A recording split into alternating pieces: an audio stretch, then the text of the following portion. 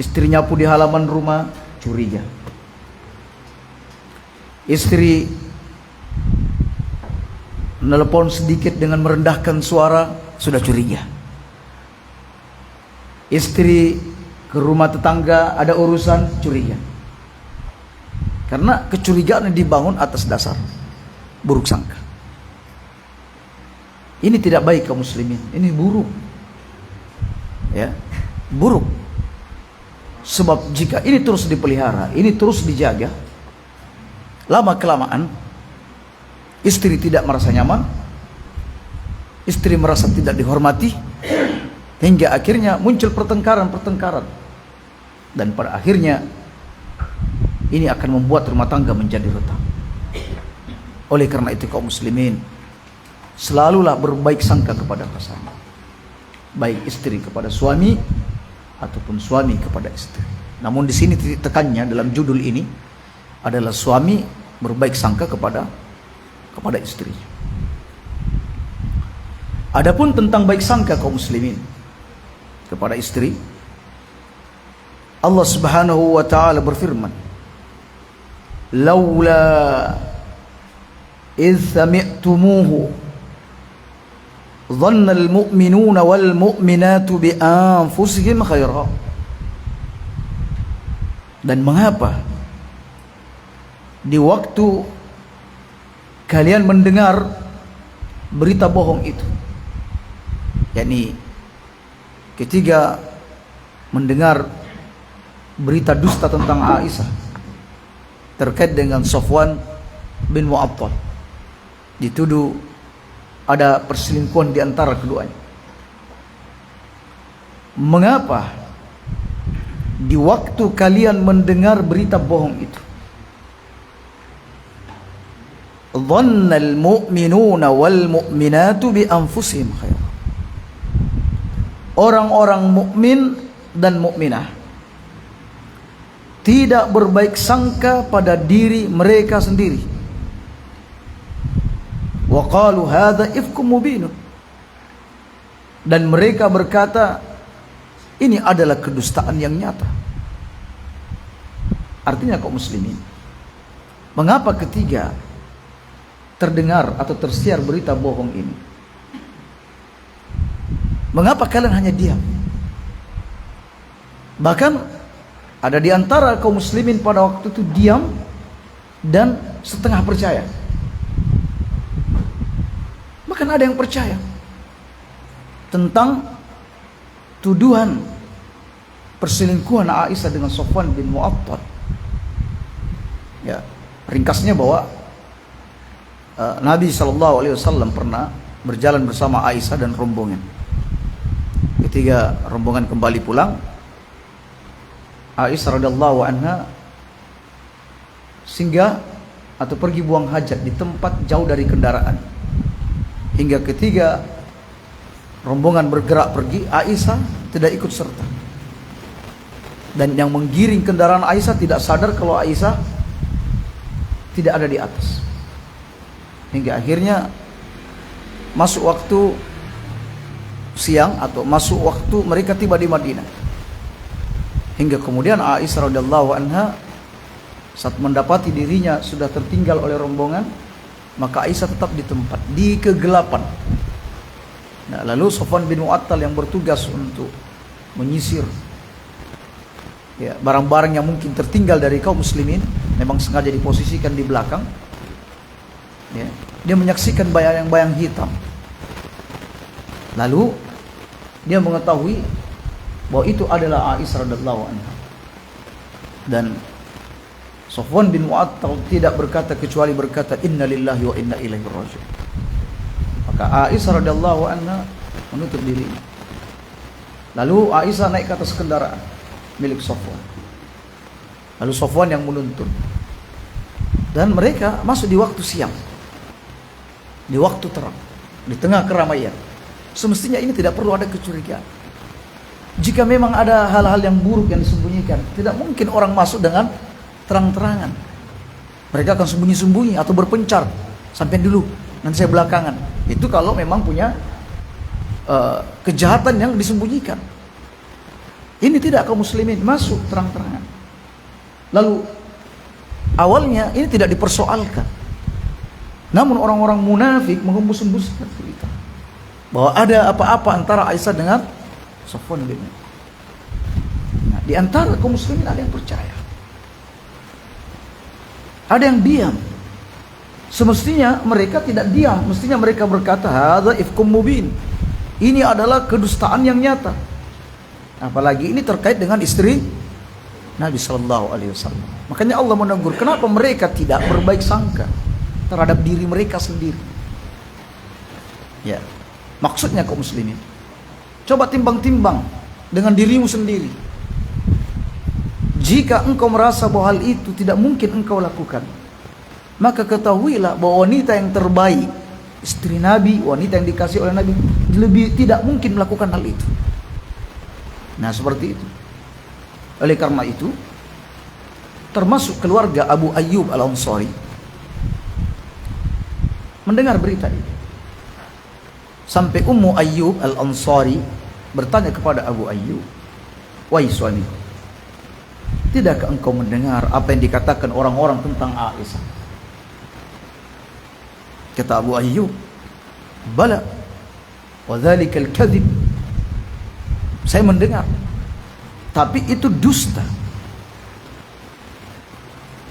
Akunti fa'ilatun dzalika ya Umma Ayyub. Kira-kira ya Ummu Ayyub, kira-kira jika engkau ada dalam posisi Aisyah, apakah engkau akan melakukan perbuatan keji seperti itu? Kata Ummu Ayyub, la wallah, demi Allah saya tidak akan melakukannya. Saya tidak akan melakukannya. Kata Abu Ayyub, fa Aisyatu wallahi khairum minki. Ketahuilah Ummu Ayyub, Aisyah itu lebih baik daripada kamu. Alias jika kamu sendiri ya tidak terbesit keinginan untuk melakukan hal seperti itu, perbuatan keji seperti itu, bagaimana mungkin wanita yang lebih baik darimu melakukan hal tersebut? Nah, itu namanya berbaik sangka kepada kaum muslim. Subhanallah, ini menakjubkan. Juga kaum muslimin tidak sekedar diam jika ada perkara besar seperti ini. Bersihkan kehormatan seorang muslim selagi belum ada bukti yang kuat. Apalagi untuk perselingkuhan ini butuh 4 saksi. Tidak cukup 3, 4. Alias kalau 3 nyata melihatnya, satunya samar-samar, maka dalam Islam 4 orang ini dihukum semuanya, dicambuk 80 kali. Jadi harus 4 saksi yang betul-betul menyaksikan dan melihat. Kalau cuma 4 orang menyaksikan ada dalam kamar, yakin ada di dalam kamar, misalnya ya, apa buktinya? Sendalnya ada di situ, terdengar suara yang tidak-tidak, maka dalam Islam orang yang menuduh seperti ini 4-4-nya dihukum semua. CCTV gak cukup, ya, gak cukup. Walaupun seperti itu cukup, harus 4 saksi. Ya.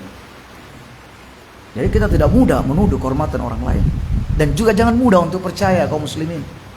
Pada asalnya dia bersih, sampai belum ada bukti, Anda keluarkan pernyataan-pernyataan bahwa insya Allah dia bersih dari itu. Kalaupun nanti ada bukti di belakang, itu urusan lain. Yang penting bersihkan dulu kehormatan seorang muslim.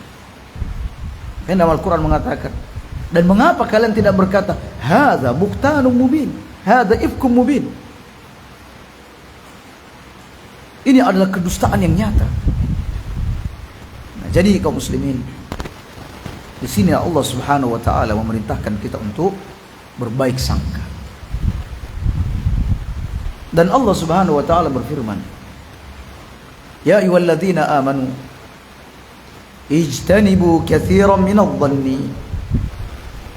Wahai orang-orang yang beriman, ijtanibu, jauhilah, katsiran minadh-dhanni, kebanyakan dari buruk sangka.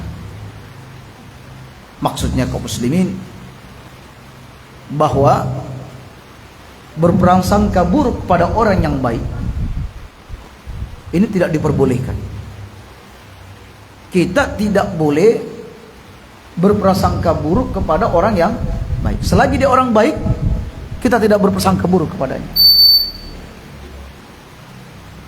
Namun jika itu orang yang buruk, orang yang jahat, ya, orang fasik, pelaku maksiat, maka kita boleh berburuk sangka kepada mereka, ya, sesuai apa yang nampak dari mereka. Jadi kalau ada keburukan-keburukan yang tampak dari mereka, ya sudah, berburuk sangka tidak apa-apa. Ya. Tapi kalau itu orang baik, dikenal sebagai orang baik, maka kita tidak boleh berburuk sangka. Ya, karena Allah Subhanahu wa taala berfirman, "Inna ba'dadh-dhanni ismun." Karena sebagian dari buruk sangka, yaitu berburuk sangka kepada orang yang baik, dikenal baik, itu adalah dosa. Dosa. Wala tajassasu. Dan jangan cari-cari kesalahan orang lain. Ada hubungannya antara buruk sangka dengan mencari-cari kesalahan orang lain. Orang kalau sudah buruk sangka terhadap seseorang, maka dia akan berupaya mencari kesalahan-kesalahannya. Karena dibangun dari buruk sangka. Ya, oleh karena itu, orang yang memiliki jiwa yang sehat, memiliki jiwa yang selamat, adalah mereka yang selalu menghilangkan atau berupaya menghapus buruk sangka di hatinya terhadap orang-orang yang baik. Ya, apalagi itu kepada istri. Faqad qala an-nabiy sallallahu alaihi wasallam, Nabi bersabda, "Idza atala ahadukumul ghaibah." Apabila salah seorang di antara kalian pergi dalam waktu yang lama, ya, safar, meninggalkan rumah dalam waktu yang lama, berbulan-bulan, berpekan-pekan, fala yatruk ahlahu lailan, maka ia jangan mengetuk pintu rumahnya di malam hari.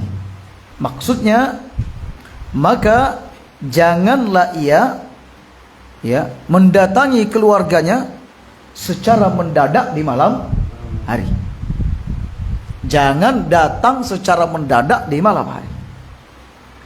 Ya. Ini maksudnya apa, kaum muslimin? Karena boleh jadi ada di antara orang-orang yang melakukan perjalanan jauh, dia ingin mengetahui apa aktivitas yang dilakukan istrinya saat dia lama tidak di rumah. Jangan-jangan ada sesuatu. Jangan-jangan ada perselingkuhan. Jangan-jangan ada orang di rumah. Nah, seperti itu. Maka untuk menghindari semua hal-hal tersebut, kaum muslimin, maka Nabi melarang orang yang pergi jauh, ya, lama pergi jauh, kemudian datang secara mendadak di rumahnya. Ya, itu hikmahnya. Seandainya kaum muslimin, istri ini melakukan perbuatan yang keji, maka lambat laun juga akan ketahuan, sekalipun tidak dengan cara seperti itu, akan ketahuan. Dan kaum muslimin, seorang laki-laki mengetahui istri di depan mata dia melakukan keburukan, ini tentu jauh lebih menyakitkan dari hanya sekedar mendengar kabar-kabar. Nah, itu hikmahnya. Nah, untuk menghindari semua buruk-buruk sangka, agar orang yang punya persangkaan seperti itu, ya, supaya tidak mewujudkan keinginan syaitan, tunda, jangan masuk di malam hari. Oleh karena itu Nabi SAW la yatruku ahlahu lailan. Nabi kalau datang dari perjalanan jauh, perjalanan panjang, beliau tidak pernah datang secara mendadak di malam hari. Kana la yadkhulu illa ghudwatan aw ashiyatan. Nabi masuknya ke rumah, datangnya ke rumah di waktu pagi. Ya, ketika sudah selesai sholat subuh, ya, matahari sudah mulai naik, baru Nabi ke rumah. Atau di waktu sore. Jadi jika bukan pagi, Nabi datang di waktu sore. hikmah yang lain disebutkan dalam hadis. Agar ketika suami tidak datang mendadak, istri bisa apa? Bisa berhias. Ya, bisa berhias. Ya. Bisa membersihkan apa yang mesti dibersihkan. Sebab biasanya istri kalau ditinggal lama oleh suami, ya aras-arasan juga, tidak peduli dengan tampilannya. Ya, kalau dengar suaminya akan datang, maka dia akan segera berhias diri. Nah, seperti itu kaum muslimin. Jadi ini juga sarana, wasilah agar orang itu tidak berburuk sangka. Ini tindakan preventif. Jangan sampai kalau datang mendadak melihat hal-hal yang tidak diinginkan dari sang istri. Baik.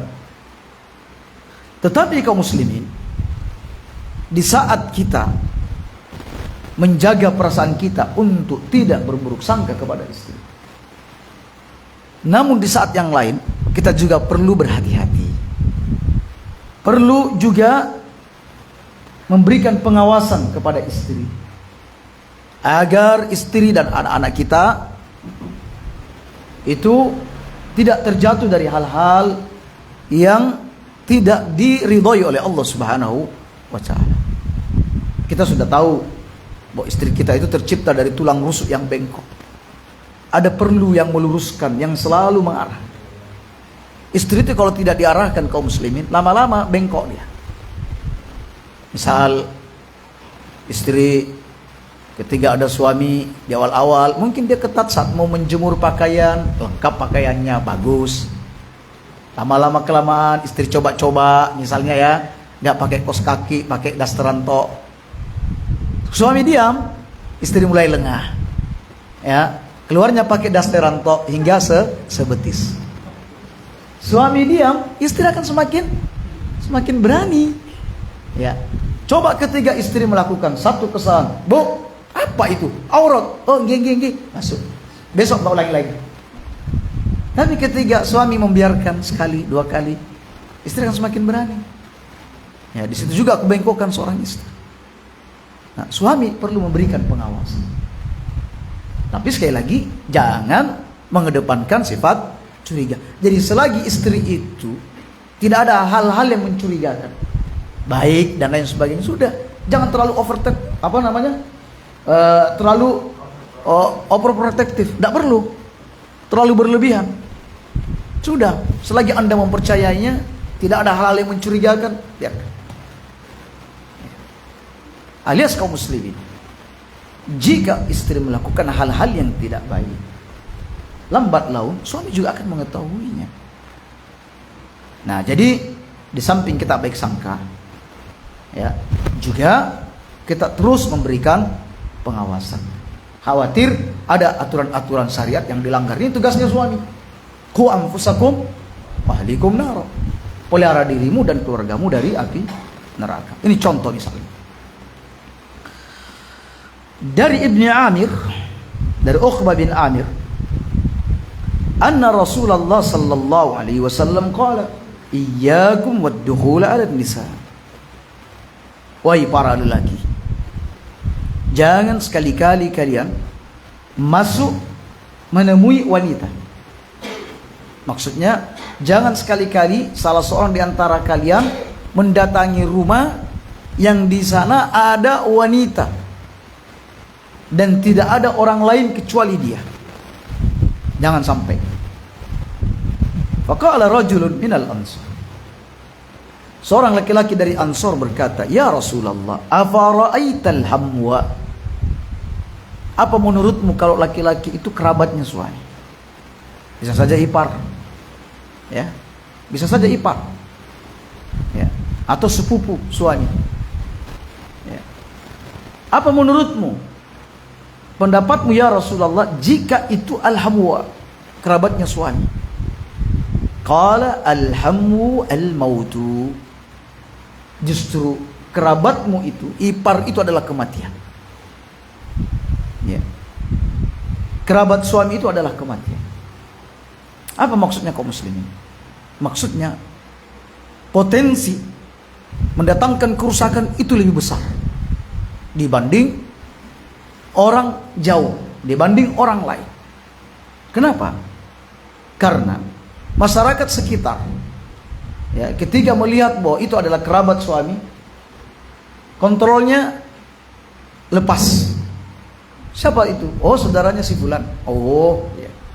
Walaupun dia ada berdua di sana, orang tidak begitu peduli. Ya, nggak peduli. Tapi kalau misalnya ada orang asing masuk di situ, orang rasani. Ada orang asing masuk di rumah si fulan, mereka cuma berdua. Jadi kontrol orang begitu kuat. Tapi kalau dia kerabat suami, lepas kontrol.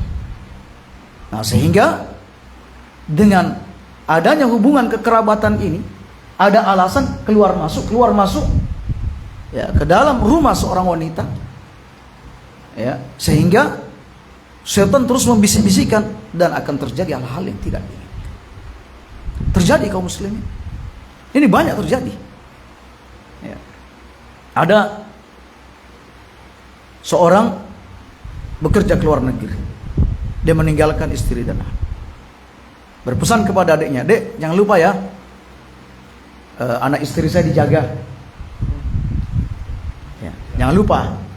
"Oh ya, baik mas, tenang. Ya. Dan kita tahu sendiri bahwa setan itu dalam menipu daya manusia itu begitu halus, bertahap. Awalnya cuma jemput anak. Awal-awal, setelah itu antar ponaan masuk rumah.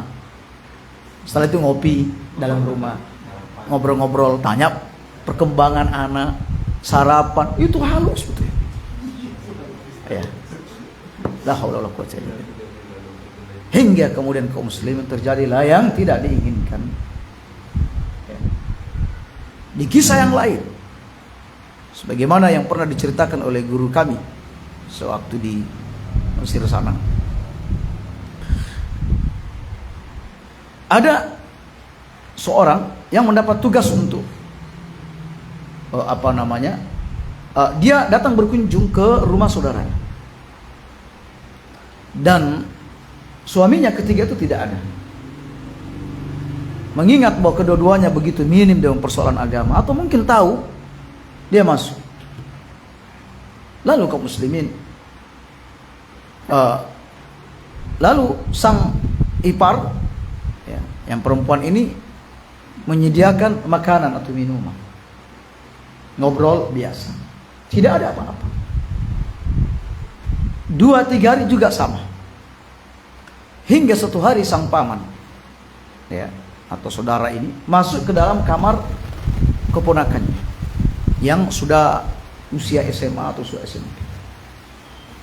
Kemudian dia tidak secara sengaja memutar televisi yang ada di kamar keponakannya, dan alhasil di situ dia melihat pemandangan yang tidak baik, karena dulu masih ada namanya kaset video atau apa gitu.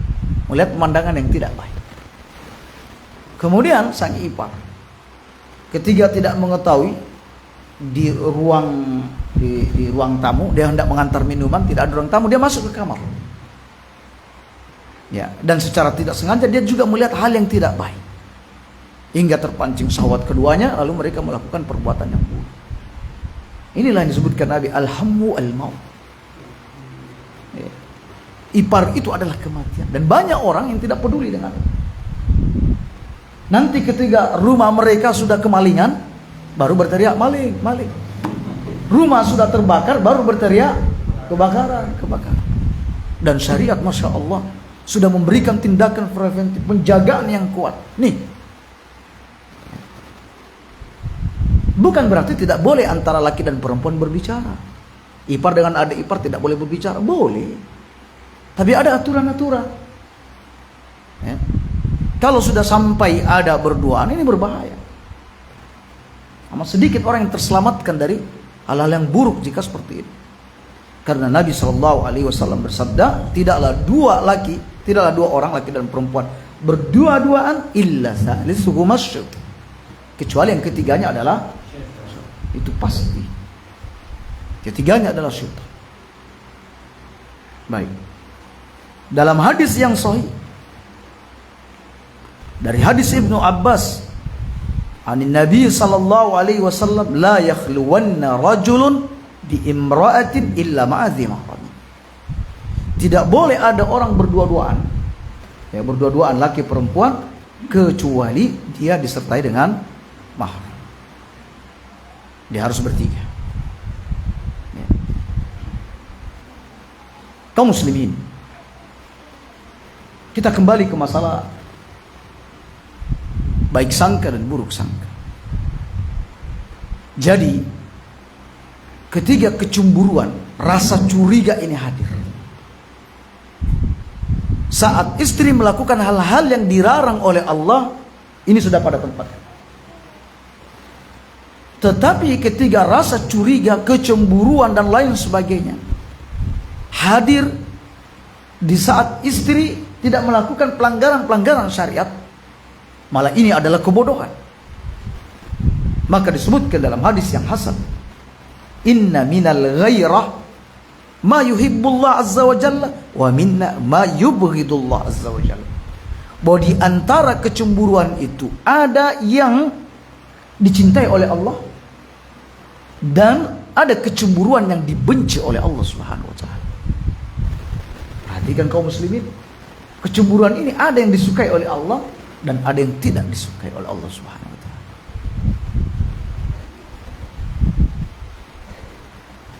Fa ammal ghairah allati yuhibbullah, adapun kecemburuan yang dicintai oleh Allah, fal ghairatu fir ribah, adalah kecemburuan yang hadir karena pasangan ini mendekati, bahkan melakukan hal-hal yang diharamkan oleh Allah. Jadi kalau sudah istri mendekati hal-hal yang tidak diridhoi oleh Allah, atau bahkan melakukannya, maka suami tidak boleh diam. Dia harus cemburu dengan hal itu. Ya. Wa ammal ghairah, adapun kecemburuan, ya, allati yubghidullah, yang dibenci oleh Allah, fal ghairatu fi ghairibah, yaitu kecemburuan yang hadir tanpa apa? Tanpa adanya pelanggaran-pelanggaran atau hal-hal yang mencurigakan dari seorang istri dari aturan-aturan syariat. Nah, seperti itu. Ini penting kaum muslimin agar kita bisa nyaman, ya, hidup dengan nyaman, berdampingan dengan istri kita. Ya. Jadi istri tidak seperti emas, ya, yang dijaga setiap saat, digembok misalnya supaya tidak ada yang mengambilnya. Ya. Sebentar-sebentar dilihat, jangan-jangan ada yang mencurinya. Ya, jangan. Istri tidak seperti itu. Ya, baik. Kata pengarang, ini semakin jelas dengan kisah berikut ini, ya, dari hadis Abdullah bin Amr bin As, anna nafaran min bani Hashim dakhalu ala Asma binti Umais, bahwa sekelompok orang dari Bani Hashim itu masuk menemui Asma binti Umais. Asma binti Umais ini adalah mantan istri Ja'far bin Abi Thalib. Ya, Ja'far bin Abi Thalib.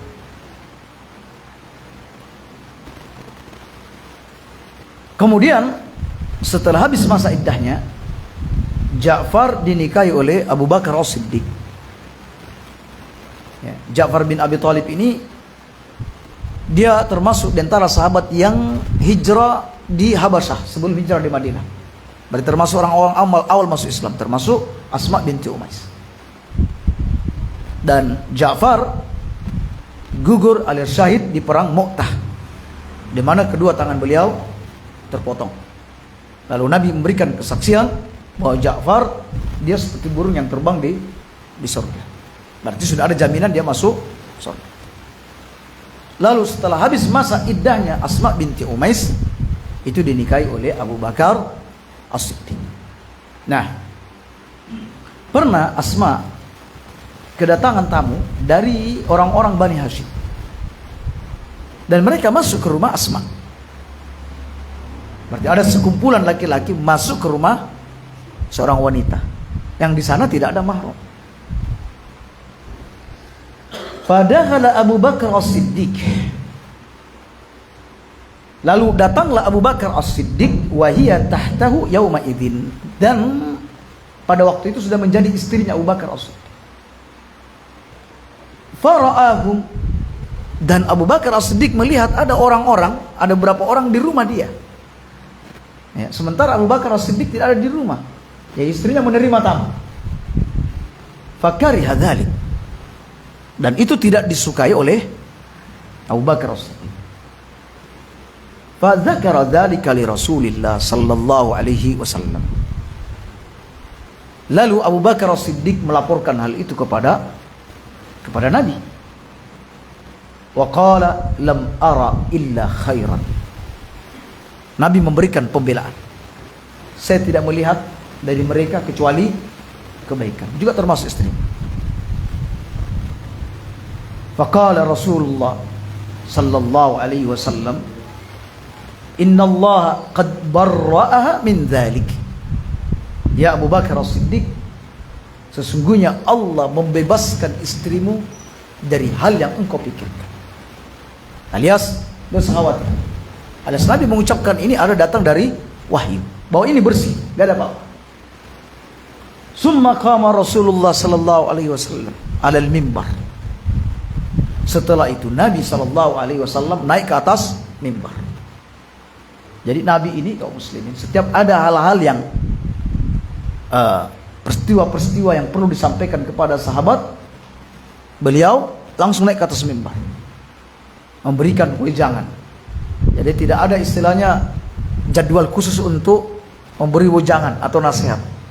Kadang ada hal yang penting, maka beliau naik. Nah, kali ini Nabi SAW naik ke atas mimbar setelah mendapat pengaduan dari siapa? Abu Bakar As-Siddiq. Qala la yadkhulanna rajulun ba'da yaumi hadza ala mughibatin.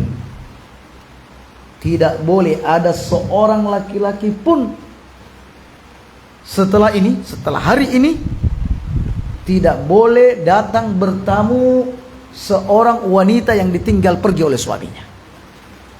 Tidak boleh. Tidak boleh. Illa wa ma'ahu rajulun awisnan, kecuali kalau dia bawa laki-laki lain atau ada dua laki-laki bersamanya. Alias harus ada orang yang bersama dia. Jangan sendiri. Nah, ini artinya masih ada keringanan. Kalau laki-laki itu ternyata berdua, ya, atau bertiga, maka terimalah. Boleh. Yang penting bahwa tamu yang datang ini orang baik. Ya, bukan orang asing yang tidak dimengerti lalu kita masukkan ke rumah, jangan. Atau dia ini adalah ipar, tapi ipar datang bersama mertua, atau ipar datang bersama orang lain. Nah, kali ini diperbolehkan. Jadi yang tidak boleh ini kaum muslimin adalah berdua-duaan. Nah, ini namanya khalwat, berkhalwat, bersepi-sepian dengan seorang wanita. Kaum muslimin, ada orang, ya, yang mungkin di pekerjaan dia ada dalam situasi seperti ini. Maka perhatikan baik-baik. Jika dirinya ada dalam posisi seperti ini, alias di kantor, ada dalam satu ruang, ya, dan orang lain ada di luar ruang itu, alias mereka cuma ada berdua di ruang itu dalam kondisi tertutup, sementara pegawai-pegawai ada di luar, maka ini masuk dalam kategori berkhalwat yang tidak diperbolehkan. Ya, tidak boleh. Tidak itu saja kaum muslimin, di tempat ibadah pun, ya, misal tempat ibadah sehingga di masjid, masjidnya semua tertutup, ya, ada perempuan di dalam ngajak salat berjamaah, nggak diperbolehkan. Ya, ini masuk dalam kategori berkhalwat, tidak boleh, haram hukumnya. Jadi yang dimaksud berkhalwat itu berdua-duaan, di mana ketiga laki-laki ini melakukan keburukan terhadap wanita ini, maka tidak terlihat oleh orang lain. Atau ketika berbicara sesuatu, berbicara sesuatu tentang keburukan antara keduanya, tidak ada yang mendengar. Ini namanya khalwat. Tapi ketika misalnya berduaan tapi di tempat keramaian, maka hal ini diperbolehkan, bukan bagian daripada khalwat. Nabi SAW ketika beliau berjalan dihadang oleh seorang wanita, ingin mengadukan tentang persoalan pribadi. Kata Nabi, baiklah, ya, carilah tempat di mana yang cocok untuk itu. Maka Nabi SAW berdiri dengan wanita ini di tepi jalan, berdua, dan mendengar pengaduan wanita ini, sementara orang lain berlalu berulalang. Nah, kalau ini tidak mengapa, ya, tidak mengapa, ya, baik. Jadi itu namanya berkhalwat, berdua-duaan. Ada lagi yang namanya ikhtilat, bercampur baur. Bercampur baur itu kaum muslimin, ada yang diperbolehkan dan ada yang tidak diperbolehkan. Ya, ikhtilat misalnya seseorang pergi ke masjid, wanita berada dalam ruang sama dengan laki-laki. Wanita ada di belakang, laki-laki ada di depan. Ini juga bercampur. Ya, ini bercampur. Tetapi hal ini tidak terlarang. Ya, makanya Nabi menyebut sebaik-baik shaf adalah bagian terdepan bagi laki-laki dan terburuk adalah paling belakang. Kalau perempuan, karena di masa Nabi masjidnya tidak ada tirai. Ya, nggak ada tirai. Ya, wanita yang terburuk shafnya di depan, laki-laki di belakang.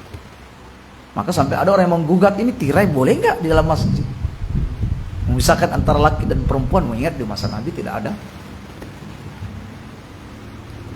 Kemudian yang kedua, di pasar, di tempat umum, ya, di mana pasar ini dihadiri oleh laki dan perempuan. Ya. Perempuan bisa ke pasar. Ya. Jika memang ada keperluan, dia bisa ke pasar. Setelah itu dia kembali jika selesai keperluannya. Ya. Dan beberapa tempat-tempat yang dibenarkan syariat. Ada juga ikhtilat yang sudah tidak diperbolehkan. Misalnya di tempat kerja mungkin 2, bertiga atau berempat, tidak berkhalwat, tapi ikhtilat, bercampur. Di mana setiap hari ya itu orangnya. Ya, kalau mungkin hanya dalam satu hari ada dalam ruangan bersama, mungkin tidak jadi soal. Ini setiap hari ya itu saja, hingga akhirnya sulit menghindari pandang memandang. Akhirnya banyak terjadi perselingkuhan antar teman kantor karena melihat wanita yang di depannya ini selalu tampil cantik, sementara membandingkan istri. Iya, baju compang-camping, aroma tidak sedap. Yang di depan kantor ini, masya Allah, yang di depan mata ini.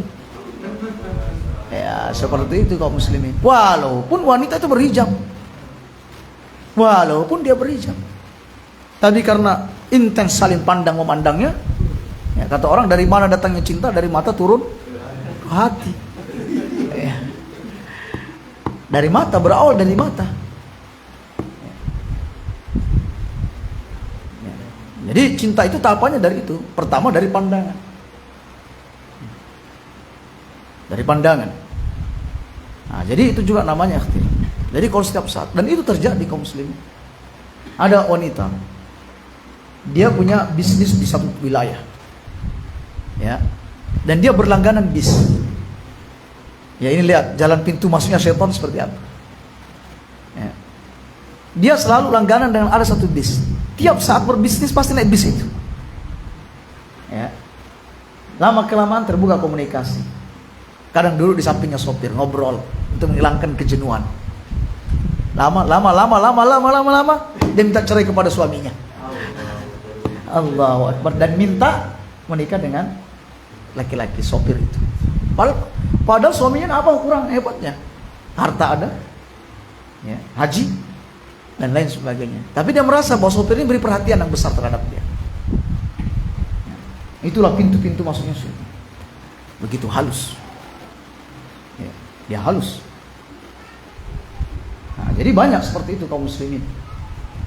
Ya, oleh karena itu juga kaum muslimin, laki-laki manapun, seorang alim pun, ketika dimintai pendapat dari seorang wanita, lalu dia memberikan pendapat yang aneh-aneh, yang menjurus untuk menceraikan antara dia dan istrinya, sekaligus dia menebar pesona. Ya, menebar pesona dia. Sehingga walaupun dia tidak bilang sama saya aja, nggak ngomong gitu, enggak. Cuma oh itu suami tidak bagus, mengapa begitu? Sambil dia lihat kayak saya ini sabar. Akhirnya sang wanita yang konsultasi tertarik dengan laki-laki yang berikan saran. Ini hati-hati. Ini namanya takhbib yang tidak diperbolehkan. Yani dia sengaja mendatangkan simpati kepada seorang wanita sehingga wanita ini minta cerai kepada suaminya. Jadi kita tidak sembarang juga menjadi tempat konsultasi. Jangan-jangan ya bisa masuk urusan seperti ini karena tidak pertimbangan matang. Oh iya cerai saja, suami macam apa itu misalnya ya. Lihat saya dengan istri, alhamdulillah mesra, bagus, selalu berikan perhatian, gaji cukup ini. Lama-lama cenderung ini kepada laki-laki tersebut. Dan itu juga banyak terjadi. Maka berhati-hati kaum muslimin. Ya baik. Jadi kecurigaan ya, kalau tidak pada tempatnya ini terlarang. Di sisi yang lain kita diminta untuk selalu berbaik sangka kepada istri. Di sisi yang lain kita juga dituntut untuk memberikan pengawasan yang baik. Ya. Sedikit tentang Asma binti Umais. Ini ada cerita di bawah sedikit. Iya. Kisah ini disahihkan oleh Ibnu Hajar bahwa Amir berkata, "Tazawwaja Ali bin Abi Thalib Asma binta Umais." Jadi setelah Abu Bakar meninggal, Asma binti Umais ketika habis masa iddahnya dipinang oleh siapa? Ali bin Abi Thalib. Ya. Setelah Abu Bakar meninggal, Abu Bakar maju. Ya. Abu Bakar maju. Ali bin Abi Thalib maju. Dan Asma ini itu punya anak dari Ja'far. Diberi nama Muhammad. Salah satu di antara anaknya namanya Muhammad. Ada namanya Aun, ada namanya Muhammad. Berarti namanya Muhammad bin Ja'far. Dari Abu Bakar As-Siddiq, Asma juga punya anak namanya Muhammad. Namanya Muhammad bin Abu Bakar As-Siddiq. Dari Ali bin Abi Thalib juga punya anak, diberi nama Muhammad bin Abi Thalib. Ali bin Abi Thalib. Ya, ini hal yang menakjubkan. Ini Muhammad, ini Muhammad, ini. Pernah Ali bin Abi Thalib datang dari perjalanan, masuk rumah. Dia mendapati dua anak tirinya tengkar, ribut. Ya, Muhammad dengan Muhammad ribut. Muhammad putranya Ja'far dan Muhammad putranya Abu Bakar ribut. Di mana masing-masing mengklaim dirinya lebih baik, namanya anak-anak ya. Katanya, aku lebih baik daripada kamu dan ayahku lebih mulia dibanding ayahmu. Wah, repot sudah kalau kayak gini. Ya. Begitu juga putranya Abu Bakar, dia berkata, aku lebih baik dan ayahku lebih baik daripada ayahmu. Ya. Ali juga pusing, bagaimana memutuskan persoalan ini? Masalahnya siapa? Siapa Ja'far? Ya. Siapa Ja'far bin Abi Thalib? Paman dia. Dan siapa Abu Bakar As-Siddiq, manusia yang terbaik setelah Nabi? Maka dia berkata kepada Asma, engkau adalah ibunya dan kau pernah hidup bersama dua laki-laki. Putuskan. Putuskan. Dengan kecerdasan Asma, wanita yang pintar, wanita yang soleha, berkata, sesungguhnya Ja'far alias tidak ada pemuda yang paling baik di bangsa Arab melainkan Ja'far. Dan tidak ada orang tua yang paling baik dari bangsa Arab melainkan Abu Bakar As-Siddiq. Sudah wis, langsung adem, main lagi. Kemudian Ali bin Abi Thalib berkata, kalau begitu ya Asma, apa bagianku? Saya dapat bagian apa? Kalau ini sudah pemuda yang terbaik, yang ini adalah Abu Bakar adalah orang tua yang terbaik. Kalau aku apa bagian? Subhanallah. Lagi-lagi wanita cerdas ini berkata, engkau dari tiga orang ini, engkau lebih sedikit kedudukannya dibanding dua ini, alias dari tiga ini beliau ada di urutan yang ketiga. Namun engkau adalah laki-laki yang terpilih. Ya, dari sekian ini ketika dua meninggal, maka Ali lah pilihan dia. Kata Ali, seandainya kau berkata tidak seperti ini, niscaya aku akan mencelamu. Ya, aku akan memarahimu. Seandainya engkau berkata selain ini, maksudnya Ali tidak mungkin ditinggikan, dilebihkan daripada Abu Bakar dan Umar. Ya, siapa? Ja'far. Ya, Ja'far ini sudah diberi kesaksian bahwa dia adalah seorang yang terbang di dalam Tayyar, disebut Tayyar. Siapa? Abu Bakar As-Siddiq, manusia pilihan setelah Nabi, khalifah, disepakati. Nah, sampai subhanallah, Asma berkata, engkau dari tiga ini, engkau yang paling di bawah, paling rendah, tetapi engkau adalah pilihan. Yang kata Ali, seandainya aku berkata lain dari ini, bukan seperti ini, niscaya aku akan murka kepadamu. Ya, seandainya dia bilang, oh engkau lebih sip dibanding kedua, wah ini berarti merendahkan dua orang yang mulia, dan tentu Ali tidak menginginkan itu. Makanya kata Ali, seandainya kau berkata tidak seperti ini, aku akan murka kepadamu.